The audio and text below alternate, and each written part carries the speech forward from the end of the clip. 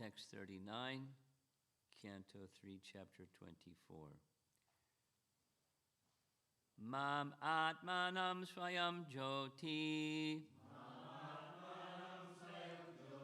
Sarva Bhuta Gahashayam Atmanyevatmana Viksha Vishoko Bhayam Richasi Mam Atmanam Swayam Jyotihi Sarva Bhuta Gahashayam Atmanyevatmana Viksha Vishoko Bhayam Richasi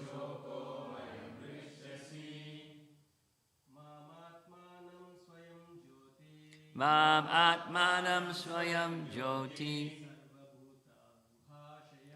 Sarva Bhuta Gahashayam Atmanyevatmana Viksha Vishoko Bhayam Richasi Mam Atmanam Swayam Jyotihi Sarva Bhuta Gahashayam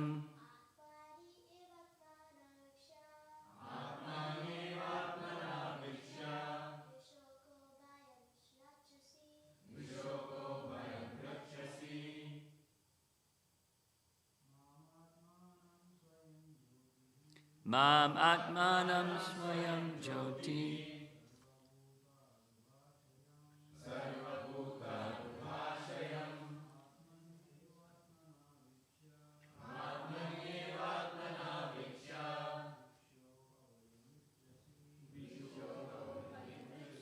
Ladies,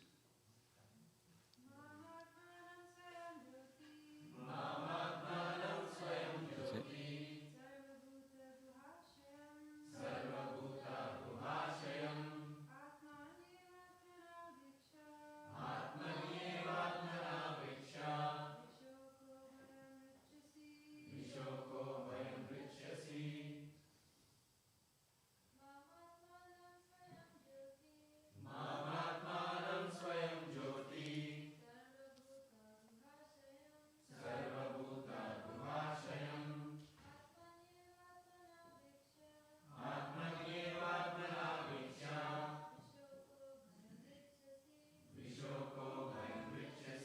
Mam, me, Atmanam, the Supreme Soul or Paramatma,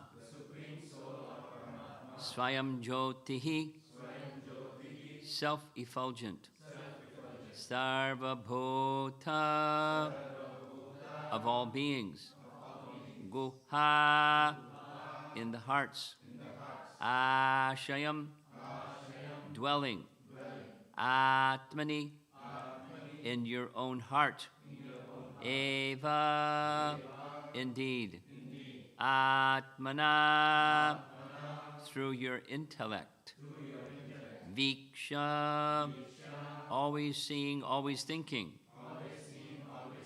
Vishokaha, free from lamentation, Abhayam, fearlessness, Richasi, you will achieve. Translation, in your own heart, through your intellect, you will always see me, the supreme, self-effulgent soul, dwelling within the hearts of all living entities. Thus, you will achieve the state of eternal life, free from all lamentation and fear. Purport by Srila Prabhupada. People are very anxious to understand the absolute truth in various ways, especially by experiencing the Brahmajyoti or Brahman effulgence, by meditation and by mental speculation. But Kapila Deva uses the word Mam to emphasize that the personality of Godhead is the ultimate feature of the absolute truth. In Bhagavad Gita, the personality of Godhead is always says, Mam, unto me. But, here we go, the rascals misinterpret the clear meaning. Mam is the Supreme Personality of Godhead. If one can see the Supreme Personality of Godhead as he appears in different incarnations and understand that he has not assumed a material body, but is present in his own eternal spiritual form, then one can understand the nature of the personality of Godhead. Since the less intelligent cannot understand this point, it is stressed everywhere again and again, simply by seeing the form of the Lord as he presents himself by his own internal potency as Krishna or Rama or Kapila. One can directly see the Brahmajyoti, because the Brahmajyoti is no more than the effulgence of his bodily luster. Since the sunshine is the luster of the sun planet, by seeing the sun, one automatically sees the sunshine. Similarly, by seeing the Supreme Personality of Godhead, one simultaneously sees and experiences the Paramatma feature, as well as the impersonal Brahman feature of the Supreme. Paragraph. The Bhagavatam has already enunciated that the absolute truth is present in three features, in the beginning as the impersonal Brahman, in the next stage as Paramatma in everyone's heart, and at last as the ultimate realization of the absolute truth, Bhagavan, the Supreme Personality of Godhead. One who sees the Supreme Person can automatically realize the other features, namely the Paramatma and Brahman features of the Lord. The words used here are Vishoko Bhayam Richasi. Simply by seeing the personality of Godhead, one realizes everything, and the result is that one becomes situated on the platform where there is no lamentation and no fear. This can be attained simply by devotional service to the personality of Godhead.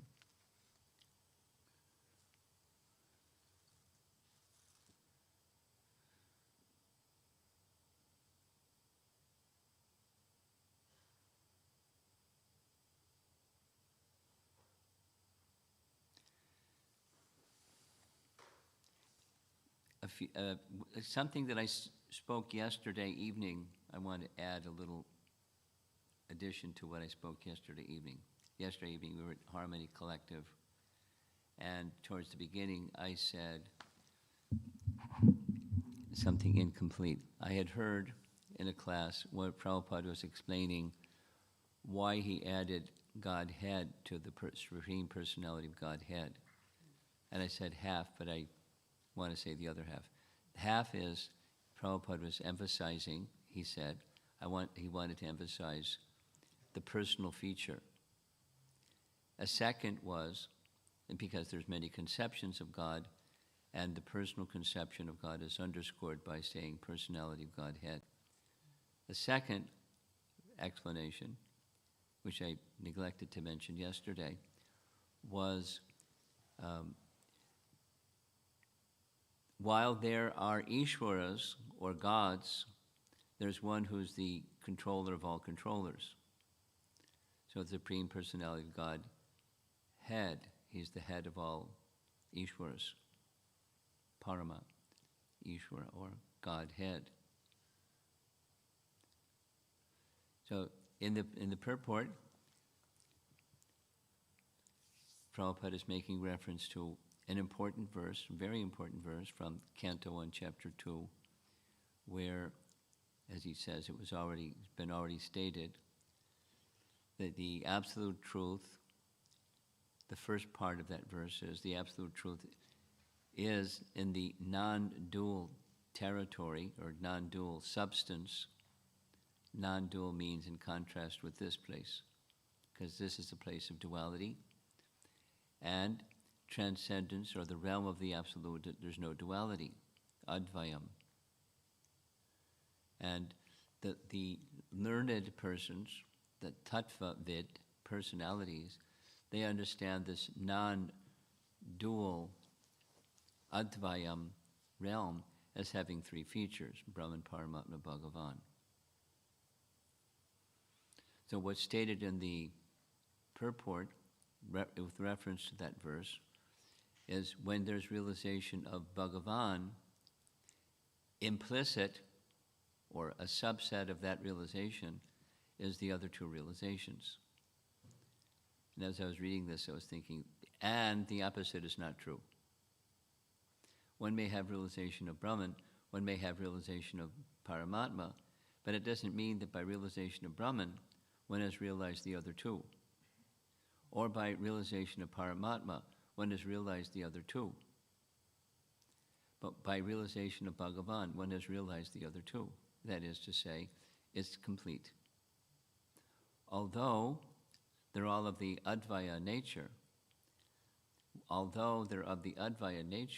this personality of Godhead, or the supreme feature, Godhead, because they're all, one can say Brahman is a feature of God, Paramatma is a feature of God, and Bhagavan is a feature of God. But the Bhagavan feature is Godhead, because with this realization of the personal feature includes realization of the others. So back to the verse is mentioning specifically the Jyoti, Swayam Jyoti, Mam Atmanam Swayam Jyoti, Swayam Jyoti, the effulgence from himself, Swayam Jyoti. Swayam means his own, Jyoti. So the Brahma Jyoti is his effulgence. And the Atmanam, that's the Supersoul feature. Now, when Kardamamuni, because the scene is Kardamamuni is getting the blessing of his son, the personality of Godhead, is giving his blessing to return to the forest and engage in the process for that age. Satyuga is the process of meditation. Meditation on what? If one is not a follower of the Vedas, meditation can mean so many things. And many people do meditation that means so many things without listing. It's a long list. And there's techniques of meditation, and people like the techniques of meditation because there's a feel-good experience, or when the mind becomes less agitated and more settled by meditating on whatever. I remember very early, when I was exploring what meditation was, there was all kinds of meditation on a mandala, and meditation on a spot, and meditation on a blank wall. This was Zazen, meditation on a blank wall, like emptying your thoughts, and that's meditation. And then there's supposedly the stage that comes when you're meditating on a blank. It's Satori, it's called. It's like the realization of light.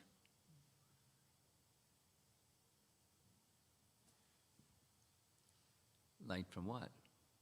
Well, if you're a follower of Buddhism, it's not from what? There's no from what. It's just that's it.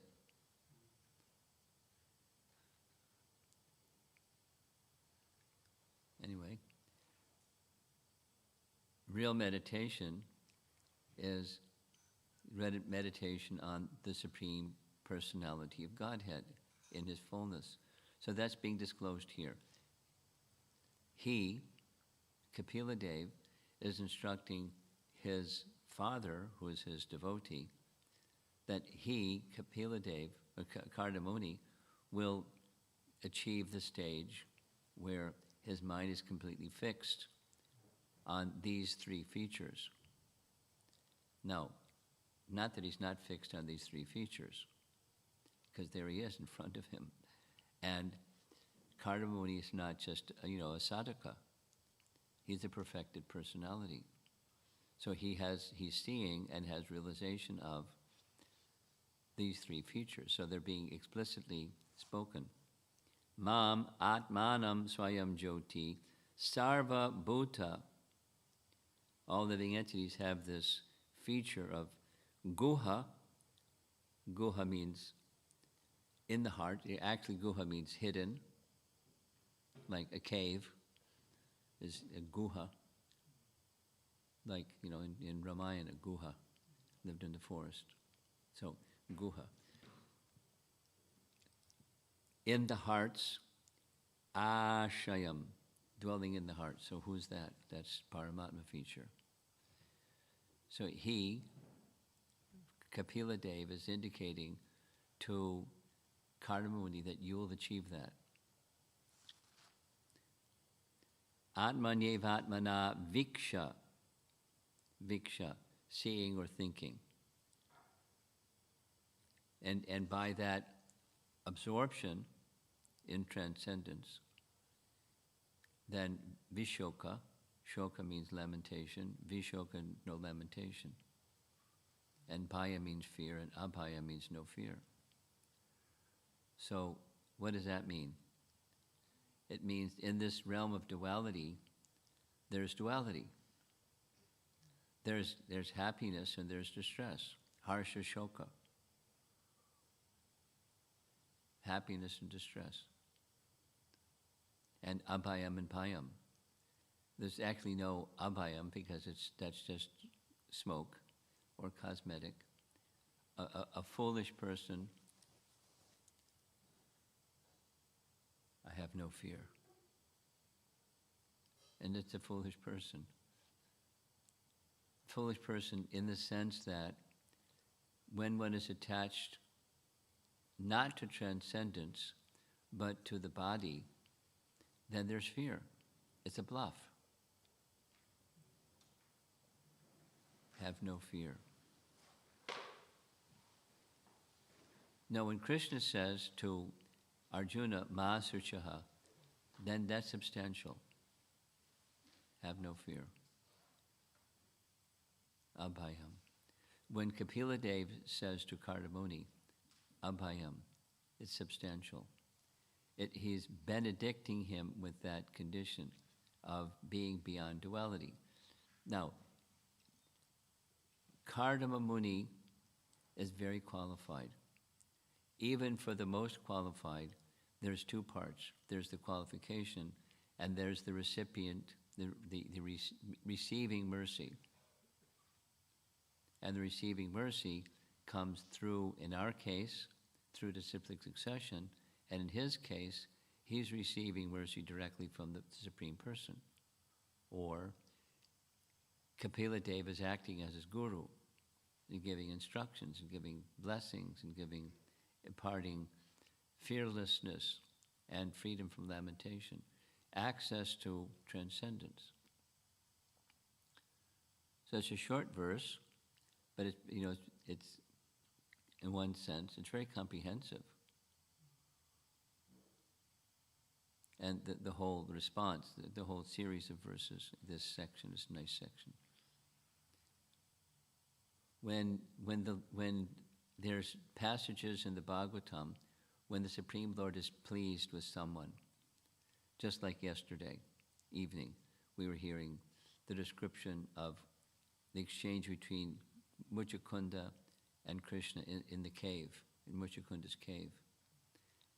And the Supreme Lord was giving benedictions and blessings and so many things. He was revealing clearly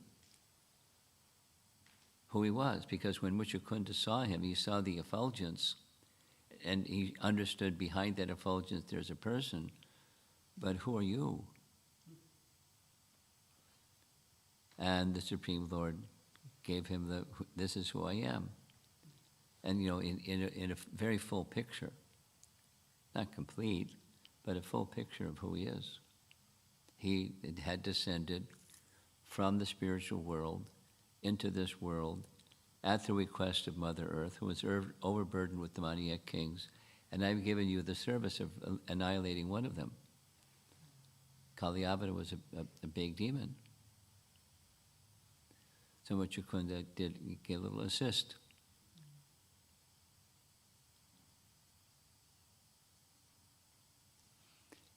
And Krishna, so my point was, Krishna is speaking to Muchukunda, disclosing things, and also not just making, may the day come when you achieve. He was just declaring, the day will come when you will achieve. Like, that's the mercy. He was empowering. That doesn't mean there's nothing left to do on Muchakunda's side, or here there's nothing left to do on Kardamuni's side. Although, one can say, Kardamuni wasn't just a sadhaka. He was a perfected soul. So what's there to be further achieved by a perfected soul? Well, it's not like once upon a time I achieved perfection and then I relax or become complacent or there's nothing left to do. I can just twiddle my thumbs and say Hari Bol and everything's okay. So there's a continued interaction of submission and mercy, or service with submission and mercy. There's an ongoing relationship between a devotee and the personality of Godhead. And there's no end to it. There's no checking out of that dynamic, that loving relationship experience, or becoming complacent. There's no complacency in the dynamic of spiritual life.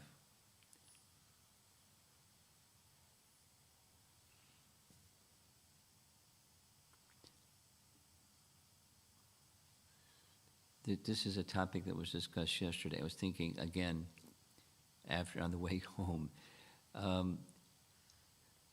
Prabhupada's statement is we're either progressing or regressing. There's no standing still. So complacency is standing still. There's no complacency. If you're standing still, you're regressing.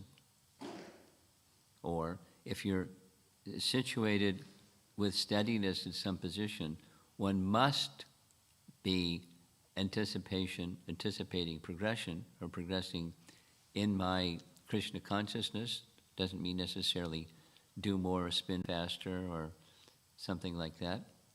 It's an increase of Krishna consciousness.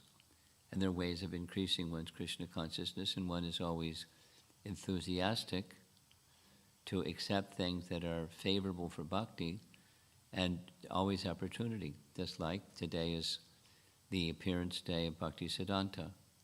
So it's auspicious. So one of the things we do is we fast. Wait a minute. Why do you fast? Because that doesn't sound fun. But it's increasing it's at least the intention is to diminish bodily, honor the great personality, Bhakti Siddhanta, and the positive. Hear something about him, remember him, offer something to him, including the sacrifices, not just so I can get something. It's honoring the transcendental personality.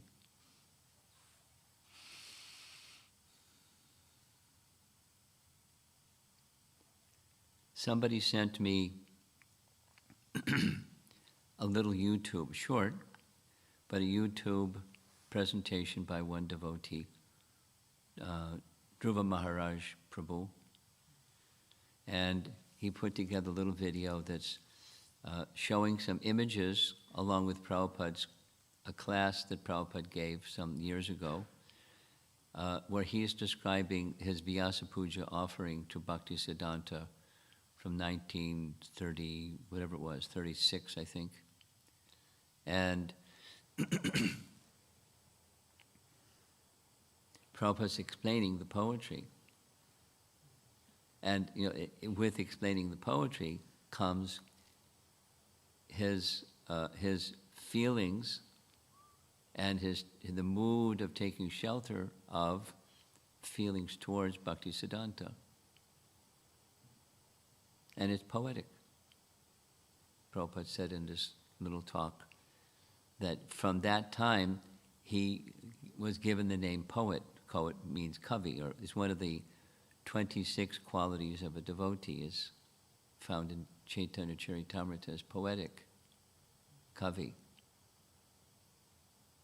So Prabhupada became known as kavi, or poet. And sure enough, so much of his writing, it wasn't just then, but the idea is, thinking of Bhaktisiddhanta Saraswati Thakur,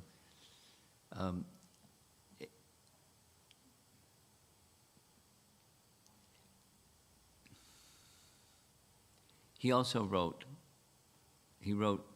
many cases, very, very strong teachings on different subject matters.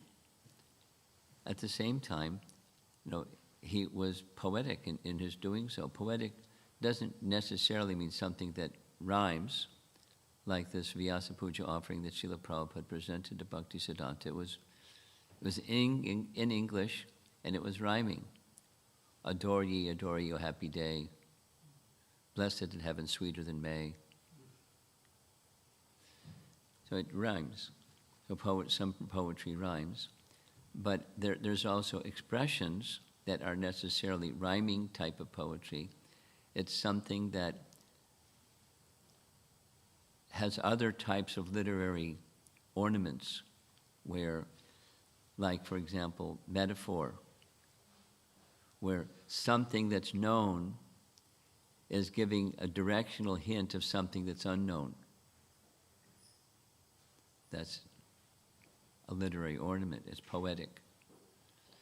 Something that's known, like one of Prabhupada's examples is, when you're pointing to the moon and somebody doesn't see the moon, you point to a tree and see in the branches of the tree over there, that's where the moon is. Oh, but the moon isn't in the branches of a tree.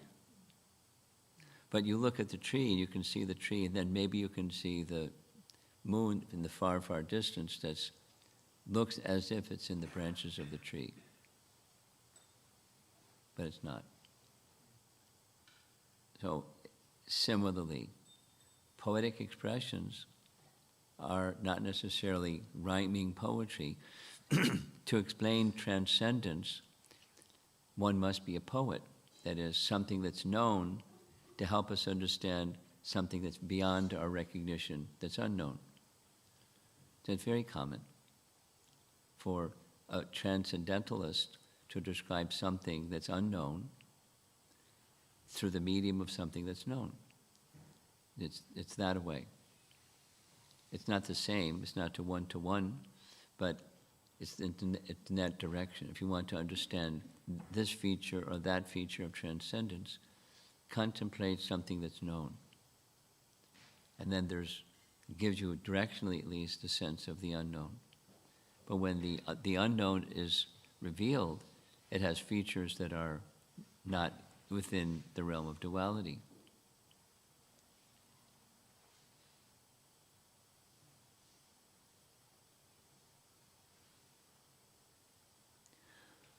One of the books that I have in my library is a book entitled Search for Truth. I was making some reference to this search for truth some years ago with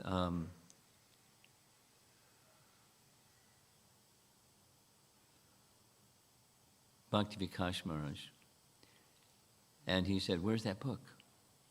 And I said, "It's in my library." He said, "Oh, that must be one of the Gaudiya Maths took things from his writings and published it under that title, Search for Truth." Because when you're searching for truth, it's unknown. Transcendental truth is unknown. So poetic language is needed to disclose that which is beyond the senses, or adhoksaja, like in the language of in the Bhagavatam. Using the senses to serve the master of the senses, who is beyond the senses. Wait a minute. How do you serve one who is beyond the senses using the senses? If he's beyond the senses, how can you do that? That's part of the mystery of bhakti, but it's the nature of bhakti. So Bhakti Siddhanta Saraswati Thakur gave such teachings again and again and again, like Srila Prabhupada, relentlessly again and again. As he's stating in this purport, sometimes things are repeated because it's necessary to understand them, and the stubborn mind doesn't want to go there because we're holding on to something that's known rather than letting go so that we can go to that which is not yet known. So it's repeated to help us understand, A, it's important, and B, what is it? When it's repeated and repeated, then slowly that which is not known, at least a glimmer, can be understood, because the sound vibration, transcendental sound vibration, is purifying. And the whole of the Bhagavatam has that nature, and so we like to read Bhagavatam in our temples every morning all around the world, and expand it to people reading Bhagavatam in their reading groups, and distribute sets of Bhagavatam and flood the world with the Srimad Bhagavatam's transcendental message.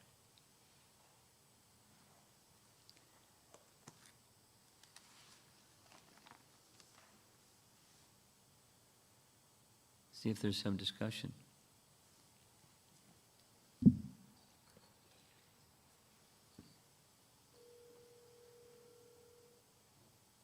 Uh-oh.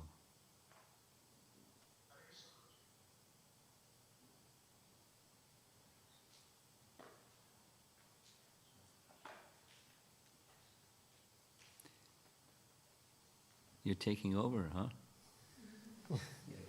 Good luck. There's so many wires. Thank you. Maharaj, in the beginning, when you were describing Brahman, Paramatma, and Bhagavan, I heard that if somebody is Brahman realized, it doesn't imply that they've realized the other two. If somebody is Brahman and Paramatma, if somebody has realized Paramatma, it doesn't imply that they've realized the other two. That means that they understand Bhagavan. Okay. I just wanted to clarify that. That's- So they have realized Brahman if they've Yes. realized Brahman, right? Yes. Okay. And then, So my point was, Bhagavan is at the pinnacle, and it includes the others, and we can't make the same statement about the others. That was my point.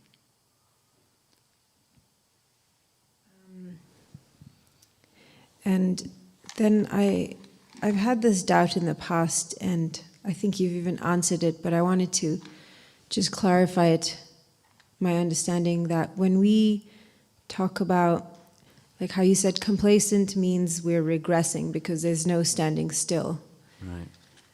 And I sometimes have a hard time understanding what regressing or like falling down means in bhakti, because bhakti can never be taken away. So It gets covered, that's all. Okay. Yeah, it's That's just falling down, it gets covered. The soul is covered. The soul is Satchitananda Vigraha. But it gets covered. That's falling down. You get more covered, that's falling down. And advancing is getting less covered, less covered. It doesn't, what the soul is doesn't change, just the covering, like the discussion yesterday, in proportion to, or proportionately, the soul is covered, more covered, less covered. Thank you.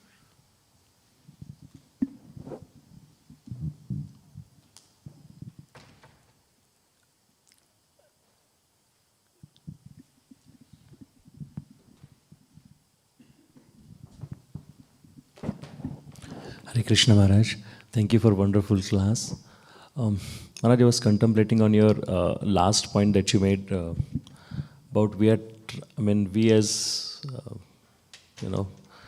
neophyte devotees, that is talking about myself, trying to serve master of senses through senses and who is beyond senses. Maharaj, is that the reason a lot of time most of the time we don't really understand whether we are actually serving when we are serving him, because that's the only way for us to perceive his reciprocation through our senses, because that's all we have.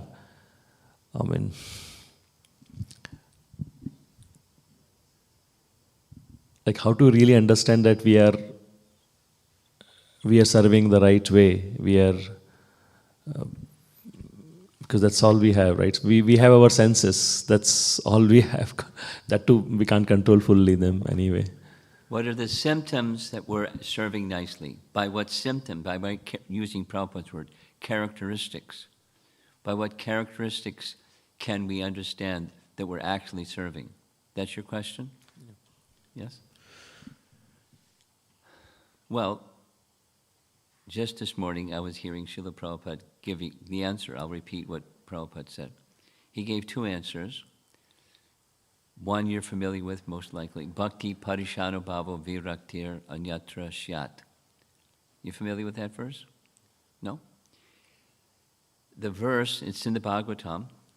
It says, using a metaphor, something known to understand something unknown. So then something known is after fasting and you break the fast, three things happen.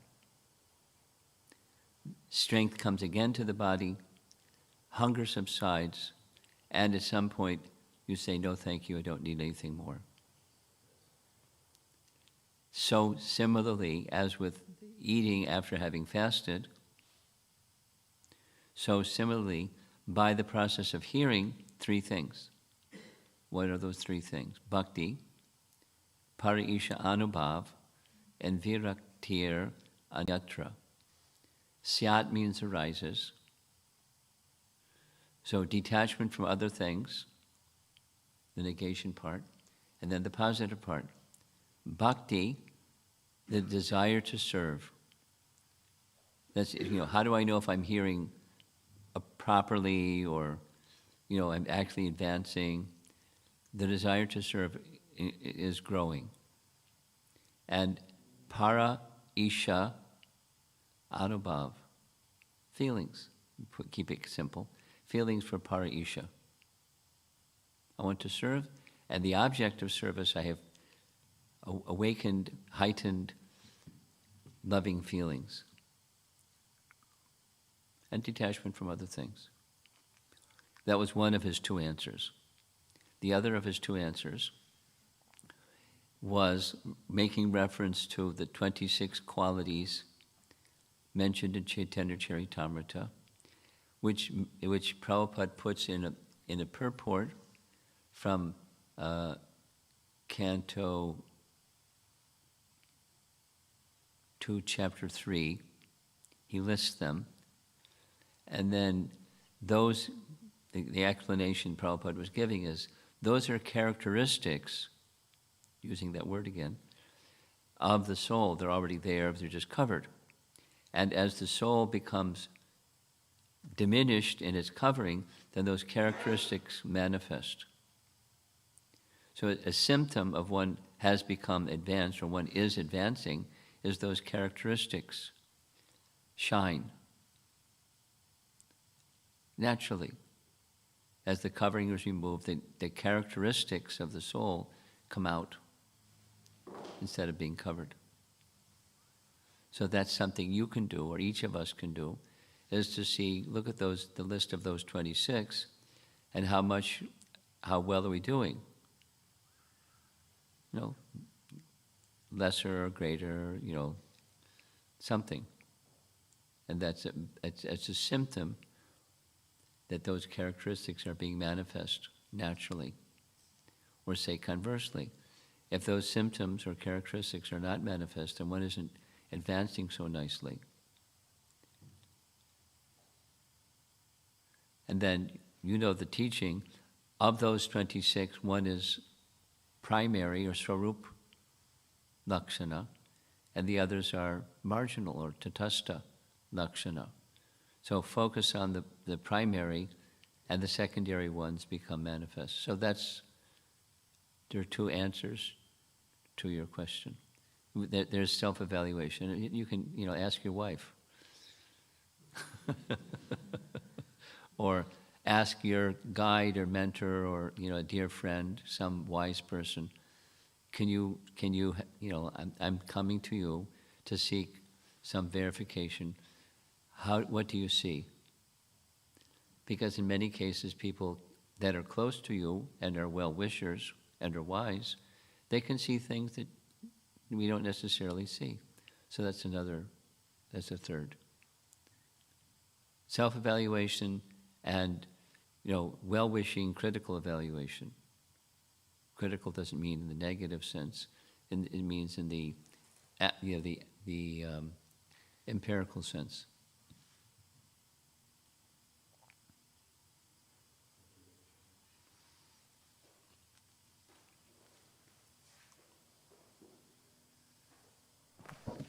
Maharaj, once again, thank you for such a wonderful, enlightening class. Was just introspecting on complacency, Maharaj. It's a continuous struggle. Complacency at one level, one realizes I have to go above, and then you go above. Like for an example, if you're reading for 15 minutes, you go to 30 minutes. This is a little more.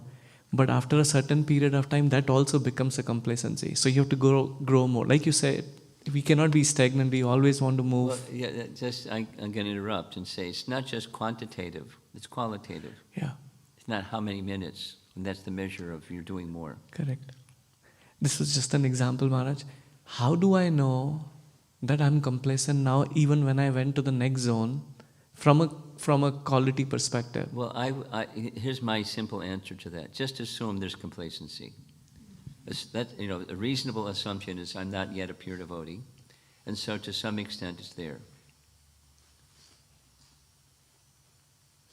And sometimes more, sometimes less, but it's there. So now, once you've understood it's there, now what? You're vigilant. And you go to Rupa Goswami's teaching that says, utsaha. That's not complacency.